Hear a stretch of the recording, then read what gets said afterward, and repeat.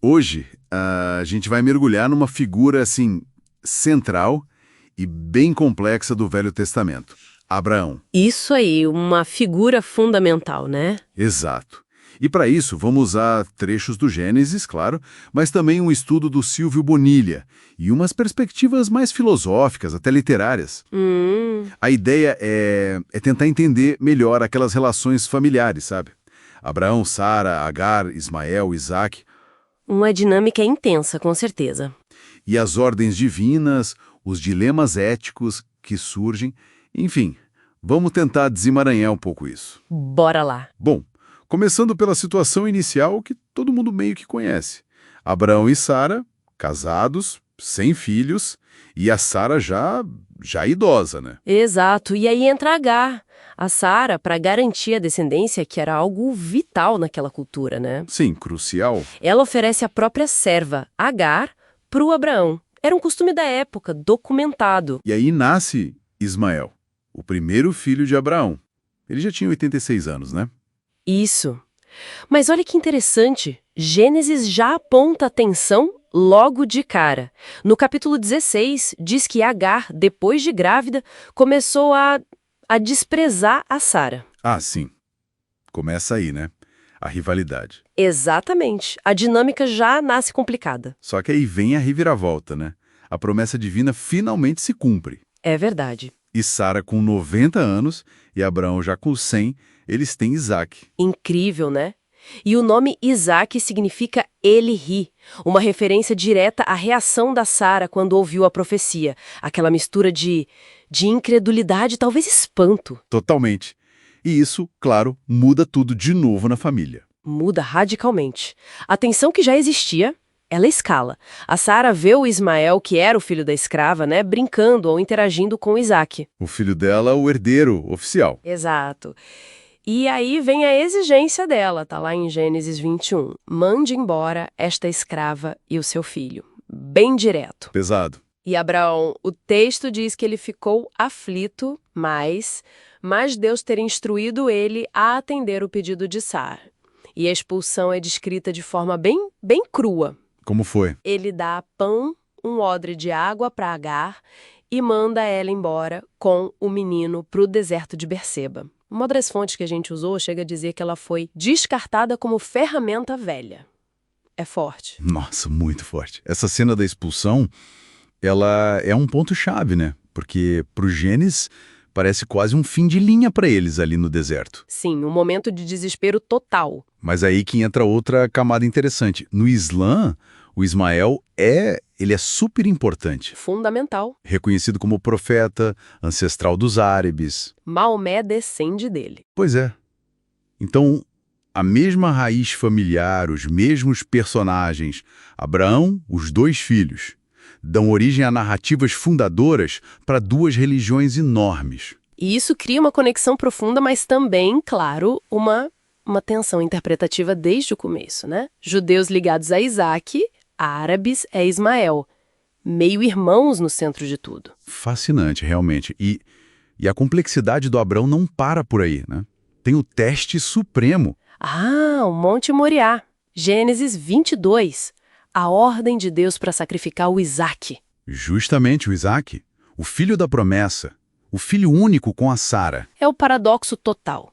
Um teste de fé, assim, extremo. E Abraão se prepara para obedecer. Uma decisão que ele toma sozinho, né? Desafiando qualquer lógica humana, qualquer moralidade que a gente entenda. Essa obediência, ela é o ponto que gera mais debate, talvez, pelo menos eticamente. Com certeza. Levanta muitas questões. Lembrei do Saramago, no livro Caim. Ele não alivia para Abraão, né? De jeito nenhum. Saramago questiona tudo. A questão da escravidão implícita com Agar, a forma como ela é usada sexualmente, a própria disposição para o sacrifício e como tudo isso seria justificado pela fé, pela religião. E a fonte que a gente leu diz que as perguntas do Saramago são corajosas e inteligentes. Ele toca em pontos sensíveis. Toca mesmo.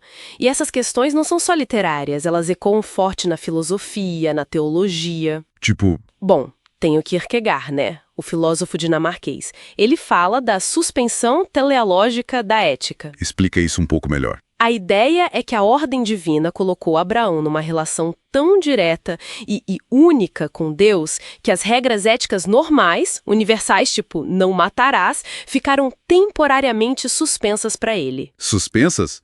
Não anuladas. Isso, suspensas em nome de um fim maior, divino, teleológico. Mas isso não torna a coisa fácil, pelo contrário. Gera uma angústia profunda, uma solidão imensa na decisão. Abraão está sozinho com Deus nessa hora. Entendi. É um salto de fé que transcende a ética como a gente entende no dia a dia. E tem outras visões? Sim, tem o Paul Tiller, um teólogo do século XX.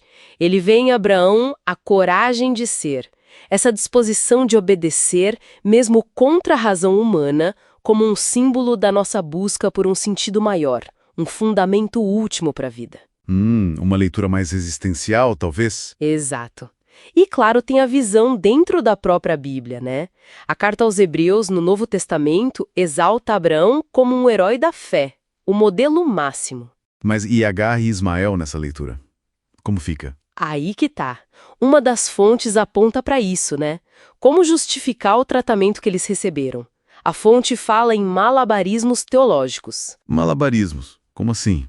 Tipo, tentar equilibrar as coisas dizendo que, Deus também fez promessas para Agar sobre Ismael, que ele teria uma grande descendência.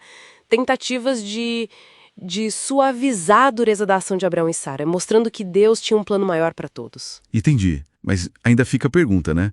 Como conciliar essa figura de fé exemplar com ações que, olhando de perto, parecem bem problemáticas eticamente? Exatamente. Essa é a grande questão que a história de Abraão deixa pra gente. Fica muito claro, então, que Abraão é tudo menos simples. Um pilar da fé para bilhões de pessoas, símbolo de confiança total em Deus. Sem dúvida. Mas, ao mesmo tempo, as ações dele ali no Gênesis geram um debate ético que, nossa, não acaba nunca. Atravessa milênios e continua super atual. Precisamente. E talvez a reflexão final seja essa mesma, né? Como é que essa tensão entre uma fé que parece pedir o impossível, o impensável, E a nossa noção de ética, de certo e errado. Isso. Como essa tensão continua ressoando hoje e como nós lidamos com a veneração, com a admiração por figuras históricas assim. Figuras cujas ações, se a gente olha por lentes diferentes, sejam as lentes atuais ou mesmo as de outras pessoas daquela época, parecem profundamente questionáveis. Fica o desafio, né? De continuar interpretando, reinterpretando essas narrativas tão antigas e tão fundadoras. Exato, um desafio constante.